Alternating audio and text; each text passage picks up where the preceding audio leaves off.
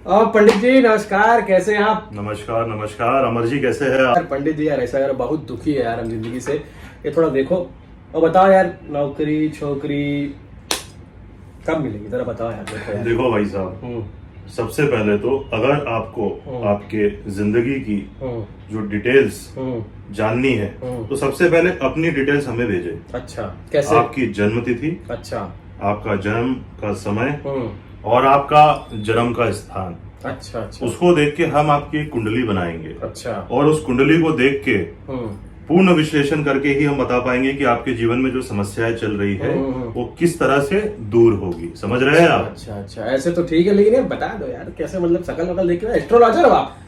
Astrologer में देख के बनाए थे यार तुमको नौकरी कब मिलेगी, वो कौन सी पिक्चर थी, बोला भाई जीवन में छोकरी आएगी तुम्हारी, उससे किस्मत बदलेगी तुम्हारी, ऐसा करके बता यार। एस्ट्रोलॉजर हो? सबसे करे ये भेजो वो भेजो, सब देख के ऐसे ही बता देते क्या चल रहा है। अरे पंडित जी! हाँ जी, मैं हूँ अमरप्रीत और मेरे साथ एस्ट्रोलॉजर स्वप्निल है। वैसे आपने देखा अभी थोड़ी काफी धुलाई हुई है। ऐसे ऊल फिजूल सवाल मतलब मुझे लगता है आपके करियर में बहुत बार आए होंगे आपके सामने कि एस्ट्रोलॉजी कैसे है, मेरी किस्मत कैसे पलटेगी, मतलब ये क्या होता है। पहले बात तो ये कि हमारे दोस्तों को बताइए कि एस्ट्रोलॉजी है क्या। नमस्कार सभी दोस्तों को। एस्ट्रोलॉजी एक तरीके की ज्योति है जिससे आप अपने भविष्य के बारे में होने वाली घटनाओं के बारे में जान सकते हैं। ये अंग्रेजी में बोले तो एक मैथमेटिक्स टाइप का है। इसे आप ऐसा मान सकते हैं कि ये ग्रहों का एक तरीके का परम्यूटेशन एंड कॉम्बिनेशन है। और ये किस तरीके से वर्क करता है इसकी हम लोग जैसे जैसे हम लोग वीडियो में आगे बढ़ते जाएंगे उसकी हम चर्चा करेंगे। एस्ट्रोलॉजी जैसे बहुत, अब सॉरी मैं आपको टोक रहा हूँ, इसलिए टोक रहा हूँ क्योंकि एस्ट्रोलॉजी के बारे में डिटेल में इसलिए जानना चाहता हूँ कि बहुत लोगों को सुना है भाई, देख के बताए थे कुंडली तुम्हारी किस्मत चमकने वाली है और तुम्हारे साथ तो ये होगा ही होगा भाई, तुम्हारे पास ऊपर शनि की ये है वो है क्या है, बहुत कुछ कॉन्सेप्ट्स होते हैं जो सुन के लोग डर भी जाते हैं। कुछ लोग अपना कुंडली देख के इतना खुश हो जाते हैं कि भाई मैं तो राजाओं वाली जिंदगी जीऊंगा। लेकिन ये क्या एग्जैक्टली ऐसे वर्क करता है? कोई भी एस्ट्रोलॉजर प्रेडिक्ट कर सकता है आपका फ्यूचर? ये बहुत बड़ा क्वेश्चन है। जी बिल्कुल सही कहा आपने। कोई भी एस्ट्रोलॉजर जिसको अपनी विद्या में पारंगत हासिल है और जो अपनी विद्या के बारे में बहुत अच्छे से ज्ञान रखता है और ज्ञान से ज्यादा उसे जब अनुभव हो जाता है तो आपके भविष्य में होने वाली घटनाओं के बारे में आकलन किया जा सकता है। आकलन मतलब एजम्पशंस। आकलन आप एक तरीके से देख सकते हैं कि आपके साथ ये घटना हो सकती है, उसको लगभग 70 से 90%, 95% तक भी बताया जा सकता है। लेकिन अगर कोई आपसे ऐसा बोलता है कि मेरे कितने परसेंटेज बन जाएंगे 10th में, या विराट कोहली अगले मैच में सेंचुरी में कितने रन मारेगा, मेरी बीवी का क्या नाम होने वाला है, मेरे बीवी का क्या नाम होने वाला है, तो ये सब चीजें बहुत मतलब एक तरीके से आप देखेंगे तो मूर्खतापूर्ण रहेगी। अच्छा, क्योंकि अगर विराट कोहली या रोहित शर्मा जैसे व्यक्ति को ये एस्ट्रोलॉजी बता पाती कि भैया हम कितने रन बना पाएंगे, तो हर इतना बड़ा खिलाड़ी जिनके पास में इतना धन मौजूद है वो आराम से जान पाता है कि भैया हम कितने रन बना पाएंगे, और जो कर्मों का सिद्धांत है वो वहीं पे खत्म हो जाता है। ये कर्मों का सिद्धांत तो ये भी बड़ा मैंने कॉन्सेप्ट सुना है, इस पे अपन बाद में आते हैं। वैसे फिलहाल मैंने बहुत बार ऑनलाइन एस्ट्रोलॉजी के बारे में इतने मिसकंसेप्शन है, क्योंकि मैंने भी क्योंकि अब जेमस्टोन्स का शुरू किया है तो एस्ट्रोलॉजी के बारे में इतने मिसकंसेप्शन है। कई लोग तो एस्ट्रोलॉजी सुन के हंसने लग जाते हैं, अरे यार वो क्या होता है एस्ट्रोलॉजी, ये सब क्या होता है, जेमस्टोन्स कौन पहनता है ये सब जेमस्टोन्स को, इसके बारे में बहुत गलत धारणा है। आपको लगता है क्यों है इसकी कोई वजह है? देखिए, पहली बात तो जो आपने मुझे पूछी कि कुछ लोग एस्ट्रोलॉजी का सुन के हंसने लग जाते हैं, आपकी लाइफ में भी कई बार ऐसे लोगों से सामना हुआ होगा आपका, जिसमें आप जैसे बोलते होंगे कि भाई मैं जेमस्टोन का व्यवसाय चालू किया हो या मैं एस्ट्रोलॉजी पे बिलीव करता हूँ, तो सामने वाला जो व्यक्ति है वो एकदम से अट्टहास करने लग जाता है। इसका रीजन क्या है कि वो लोग एस्ट्रोलॉजी को इस तरीके से देखते हैं जैसे जब वो किसी एस्ट्रोलॉजर के पास जाते हैं तो एस्ट्रोलॉजर के सामने कोई लैपटॉप खुला हुआ है और उसके सामने कोई फिल्म चल रही है, और जैसे शाहरुख खान की फिल्मों का आप क्लाइमेक्स बता सकते हैं देखने के बाद में, तो वो व्यक्ति ऐसा अनुमान लगा के चलता है मेरी जिंदगी के बारे में कोई लैपटॉप पे देख के बता पाएगा। जबकि एस्ट्रोलॉजी जो होती है उसमें जो ग्रह होते हैं उनकी कैलकुलेशंस की जाती है। जिस समय पे आपका जन्म होता है उस समय पे जो ग्रही स्थिति मौजूद थी आकाश मंडल में, उसको देख के आपकी लाइफ में होने वाली घटनाओं का आकलन किया जाता है। जैसे कोई व्यक्ति सरकारी नौकरी के लिए प्रयास कर रहा है तो हमें उसकी कुंडली में ऐसे योग देखने पड़ते हैं कि उसको सरकारी नौकरी लगेगी कि नहीं लगेगी। पर ऐसा नहीं होता है कि भाई साहब हमने अपने कर्सर को आगे किया और हमको दिख गया कोई पिक्चर चालू हो गई, पिक्चर चालू हो गई, यहाँ पे इसका ये होने वाला है, यहाँ पे इसका इंटरवल लगने वाला है, यहाँ इसका एंड होने वाला है। और मतलब जैसे कोई एक्टर बनना चाहता हो, ये बनना चाहता हो, उसके लिए भी अलग अलग चीजों से देखा ऐसा होता है ना, बोल देते हैं कि मेरी नौकरी कौन सी लगेगी जी, तो वो ऐसा है कि किस फील्ड में कहां पर आपका है, तो उसके हिसाब से एक एजम्पशन दिया जा सकता है। ऐसे तो डायरेक्ट कोई देख के नहीं बोल सकता भाई तुम बहुत बड़े एक्टर बनोगे या तुम बहुत बड़े बिजनेसमैन बनोगे देखकर। देखिए कुंडली में जो एक ही ग्रह होता है वो बहुत से क्षेत्रों के बारे में बताता है।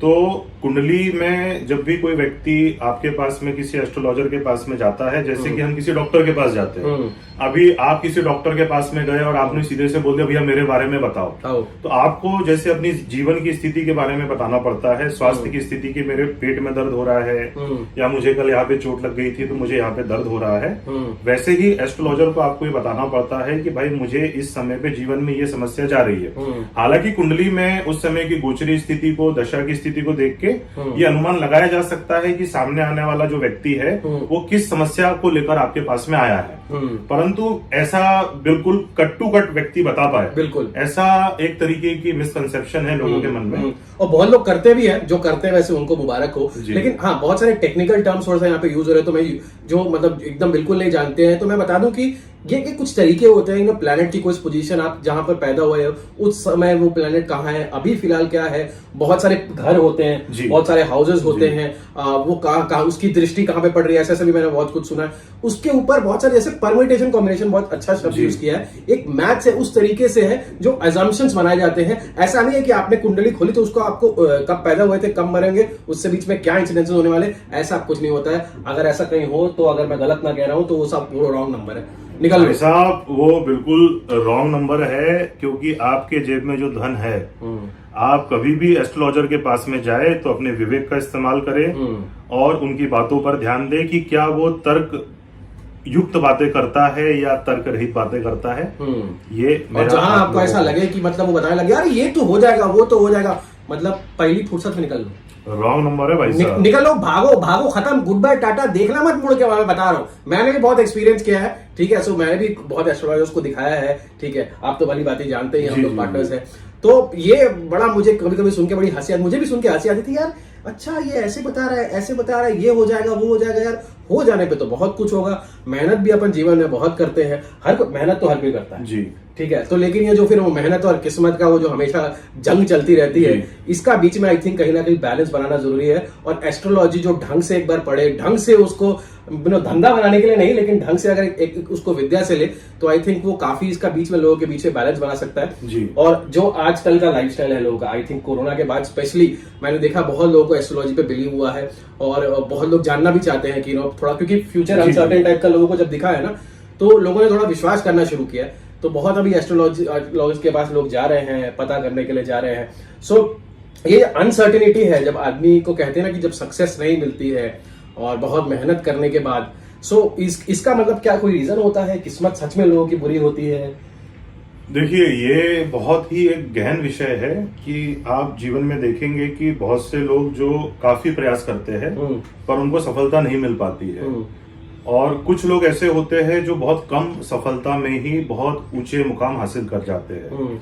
तो अगर आप अपने विवेक से भी इस बात पर विचार करेंगे तो आपको ये समझ में आएगा कि कोई तीसरी ताकत है, कुछ तीसरी ऐसी चीज है जो पीछे से हर चीज को गवर्न करती है। तो हाँ, वैसे किस्मत वाली टॉपिक जो है आई थिंक ये बहुत लंबा टॉपिक हो जाएगा, इसको आई थिंक किसी और वीडियो के लिए लगता है, इसमें प्रारब्ध वगैरह बहुत कुछ रिलेटेड होता है। सो इसके बारे में एक डिटेल वीडियो बनाई जाएगी।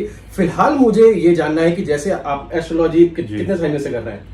मुझे भाई साहब लगभग 2016 से मैं ज्योतिष के क्षेत्र में हूँ। सो मतलब अगर आपके पास कोई कुंडली लेकर आता है, अपनी बोलता है कि ये मेरा डेट ऑफ बर्थ वगैरह वगैरह, सो सबसे पहले तो डेट ऑफ बर्थ जी, सिटी ऑफ बर्थ जी, और उसके बाद टाइमिंग जी, और बस ये तीन चीजें लगती है। ये तीन चीजें लगती है, date of birth, time of birth and place of birth. Place of birth जी। और इंग्लिश में होता है सन साइन, ये हिंदी में मून साइन होता है। नहीं, देखिए कुंडली में आपका चंद्रमा जिस राशि में मौजूद होता है वो आपकी चंद्र राशि होती है और वैदिक एस्ट्रोलॉजी है वो चंद्र राशि के इर्द गिर्द रिवॉल्व करती है। ओके, सो ये डिटेल्स लेके आपको जैसे कोई फोन करता है, व्हाट्सएप करता है, तो उसके बाद अपना उसका जो कुंडली एनालिसिस जिसको बोलते हैं, हॉरोस्कोप जिसको बोलते हैं, उसका विश्लेषण करते हैं। तो फिर शुरू से बताइए कि उसमें आप क्या देखना शुरू करते हैं। देखिए, सबसे पहले तो आप ऐसा देखेंगे कि एक समय पे कई लोगों का जन्म होता है और एक ही सिटी में एक ही हॉस्पिटल में जन्म रहता है, पर उन सबकी जो जिंदगी होती है वो अलग अलग चलती है। बिल्कुल। हालांकि उनकी जिंदगी में जो उतार चढ़ाव रहेंगे वो समकक्षता बराबर ही रहेंगे। मान के चलिए किसी ने झोपड़ी में जन्म लिया और किसी ने बहुत ऊंचे घर में जन्म लिया सेम ही टाइम पर, तो बीमारी का अगर योग उस समय पे बन रहा है तो बीमारी दोनों को ही होगी। किसी को उसके लिए सरकारी अस्पताल में जाना पड़ेगा, कोई उसका इलाज जो है वो बड़े अस्पताल में करवा सकता है। अब जो इन्होंने बात करी अमर जी ने कि जो time of birth, date of birth और प्लेस ऑफ बर्थ मांगी जाती है, उस दिन जिस दिन जातक का जन्म होता है उस समय पे आकाश में जो ग्रहों की स्थिति होती है उस पर्टिकुलर टाइम पर वही उस जातक की जन्म कुंडली होती है। ओके। और हर एक जो ग्रह होता है वो कुछ ना कुछ चीजों को अपने अंदर रखता है। जैसे शनि को कर्मों का दाता कहा गया है कि आप जैसा कर्म करते हैं वैसा कर्म का फल आपको प्राप्त होता है। शुक्र को आपके लेविश लाइफ का कारक कहा गया है, आपके वैवाहिक सुख का कारक कहा गया है। ऐसे ही हर ग्रहों के अपने अपने कुछ डोमेन्स होते हैं। ओके, सो आपने एक बात कही थी बीच में कि मान लो कोई झोपड़पट्टी में पैदा होता है या मान लो कोई बंगलों में पैदा होता है, आप कुंडली एनालिसिस उस समय देखकर जो है आपके सामने तो पता जाए कि जरूरी तो नहीं है जो झोपड़ी में है उसके अगर बिल्कुल ही खराब हो और जो जरूरी तो नहीं जो अच्छे खासे घर पे पैदा हुआ हो उसकी एकदम चार चांद लगने वाली कुंडली हो, वो तो आपको देख के समझ में आता होगा। तो आपको आई थिंक बड़ा डिप्लोमेटिक भी रहना पड़ता होगा चीजों में। देखिए, ये एक्चुअली निर्भर करता है कि जो व्यक्ति हमारे सामने आया है अपनी कुंडली लेके, उसका कुंडली में अगर वो व्यक्ति बहुत ज्यादा परेशान है तो आप उससे बिल्कुल स्ट्रेट फॉरवर्ड चीजें नहीं बता सकते, क्योंकि वो आया है किसी राहत की उम्मीद में।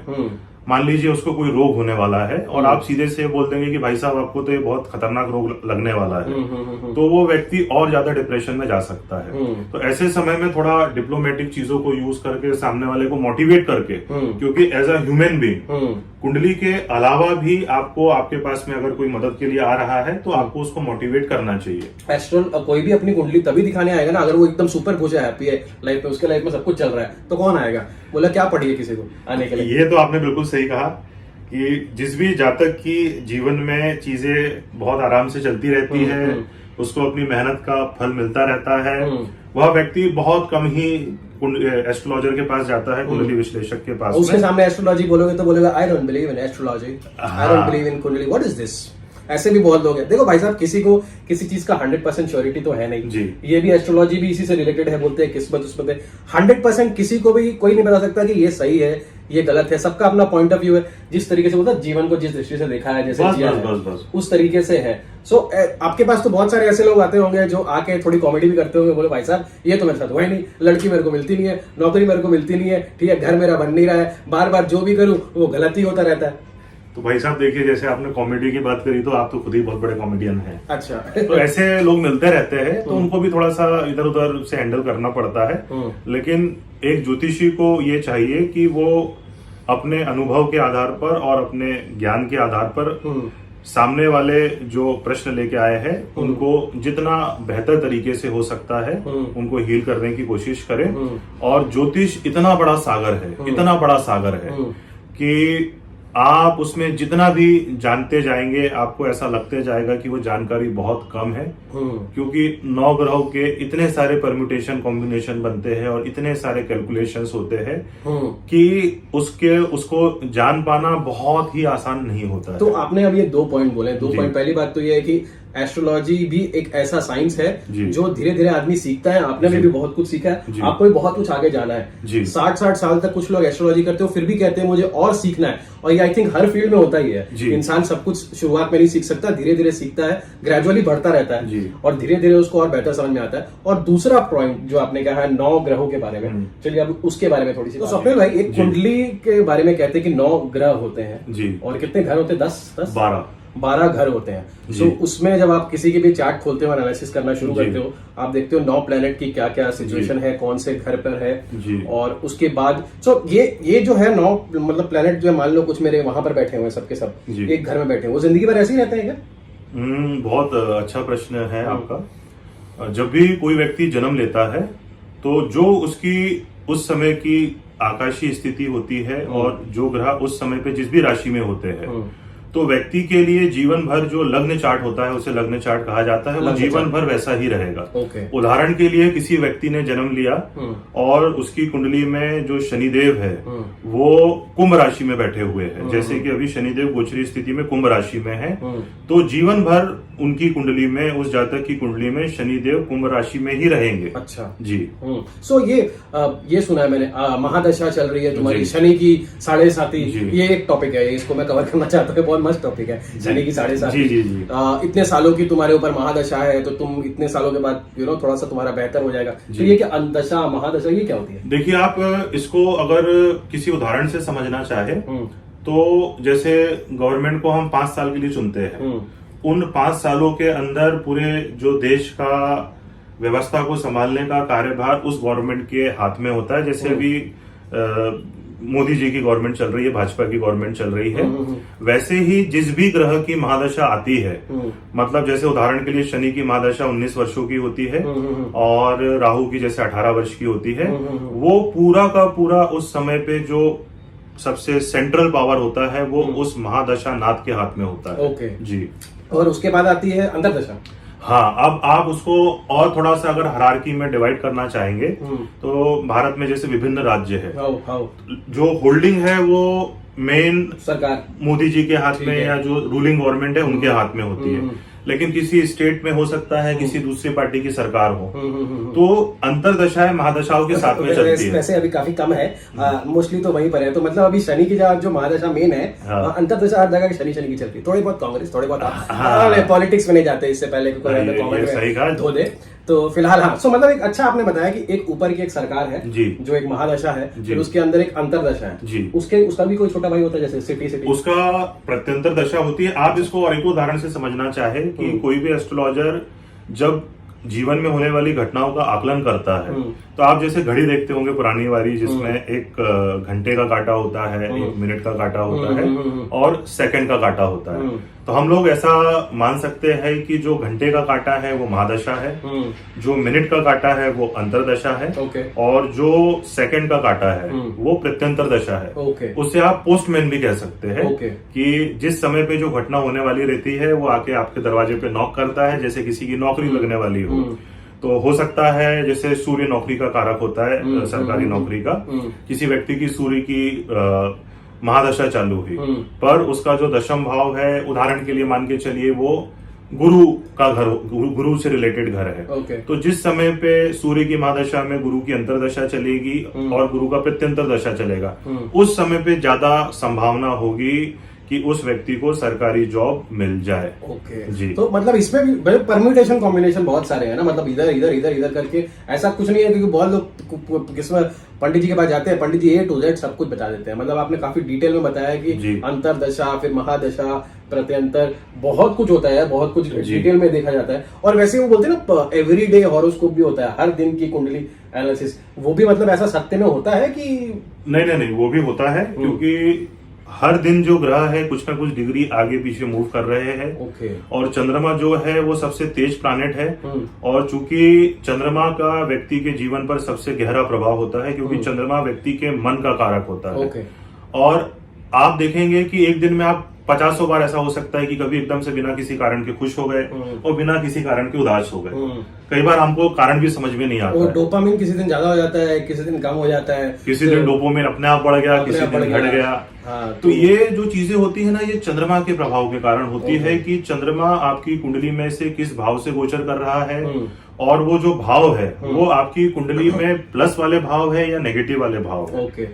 तो अच्छा, अभी सिंप्लीफाई कर देते हैं यहाँ पर एक कुछ लोगों के लिए, कि जैसे अगर आप मान लीजिए फॉर एन एस्ट्रोलॉजर चलिए, फॉर आप एस्ट्रोलॉजर के पॉइंट ऑफ व्यू से बताइएगा और मैं एज अ पर्सन जो एक कुंडली विश्लेषण के लिए जाने जा रहा है, सो जब मैं जा रहा हूँ भाई किसी एस्ट्रोलॉजर के पास, अपने ये 3 डिटेल्स जो है, date of birth, time of birth, city of birth, ये आप लेकर जाइए और एक खाली मन लेकर जाइए। अगर आप बहुत ज्यादा खुश हैं तब भी जा सकते हैं एस्ट्रोलॉजर के पास, कोई दिक्कत नहीं, दिखाओ भाई क्या चल रहा है। और अगर आप बहुत ज्यादा दुखी हैं तब भी ऐसा ना जाए कि भाई एस्ट्रोलॉजर कुछ आज ऐसा बता दे कि मतलब आज ही मतलब सारा कुछ, आज ही शाहरुख खान बन जाऊंगा मैं, ठीक है। सो ये अपना माइंड एक साफ रख के जाओ और जो भी तुम्हें सामने वाला बता रहा है, पहली बात तो जो रॉन्ग नंबर वाली हमने बात की वो भी ध्यान में रखना कि ऐसी क्यों मैं तुम्हें कोई कुछ बता दे, हर किसी को कुछ ऐसा एकदम डिसाइडेड नहीं है कि भाई ये अंतिम सत्य है, मैंने कह दिया तो जी, ठीक है। आप सेकंड ओपिनियन भी हमेशा ले सकते हैं, ठीक है। और आप एक खाली मन लेकर जाओ, जो आदमी बताए कि आप अपना रिलेट करके देखो, हाँ रिलेट कर पा रहे हो, आपको लगता है कि नहीं this person is talking absolute nonsense, तो ठीक है, कोई बात नहीं, वो आप अपने ले सकते हो। लेकिन अगर आपको लगता है कि हाँ इसको आप यूज में ला सकते हो, बहुत सारी चीजें जो उसने बताई एस्ट्रोलॉजर ने आप उसमें चेंज कर सकते हो, ऐसा कर सकते हो, तो आई थिंक उस हिसाब से हमें एक एस्ट्रोलॉजर के पास जाना चाहिए, है ना। और आप from an astrologer point of view अगर आप इसमें कुछ जोड़ना चाहें। नहीं, आपने देखिए बातें बिल्कुल सही कही। अब इसको एक उदाहरण के रूप में अगर अपन लेके देखें कि कोई व्यक्ति को पैर में बहुत गहरी चोट लगी है और उसको फ्रैक्चर हो गया है, तो जब व्यक्ति डॉक्टर के पास में जाएगा तो ऐसा तो हो नहीं सकता कि डॉक्टर उसकी वहीं पे हड्डी जोड़ दे। व्यक्ति को प्लास्टर बांधा जाता है, 21 दिन तक लगभग वो प्लास्टर रहता है और उसके बाद में भी ऐसा होता है कि व्यक्ति जरूरी नहीं है कि बिल्कुल पहले जैसे दौड़ने लग जाए। उसी तरीके से जब एस्ट्रोलॉजर के पास में आप जाते हैं तो आपको जो भी रेमेडीज बताई जाती है वो धीरे धीरे आप पे वर्क करती है। ओके। और सबसे इंपॉर्टेंट है आपकी लाइफ स्टाइल।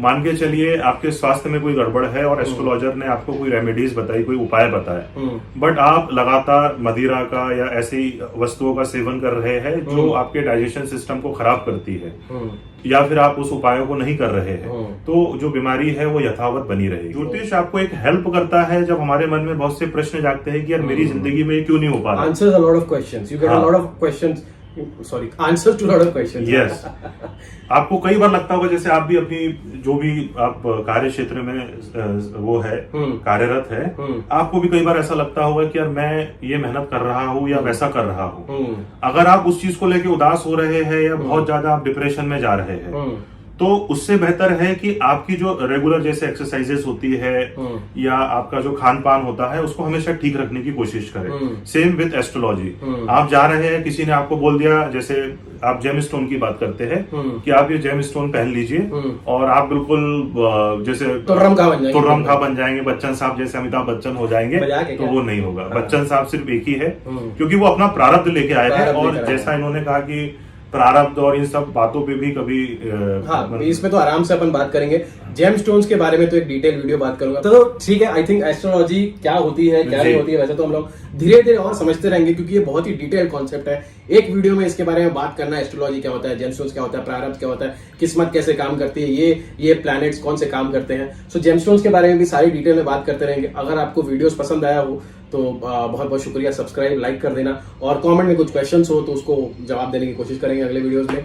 और आपका बहुत बहुत शुक्रिया ये वीडियो देखने के लिए। तब तक आप लोग हंसते रहें, मुस्कुराते रहें। Thank you, bye.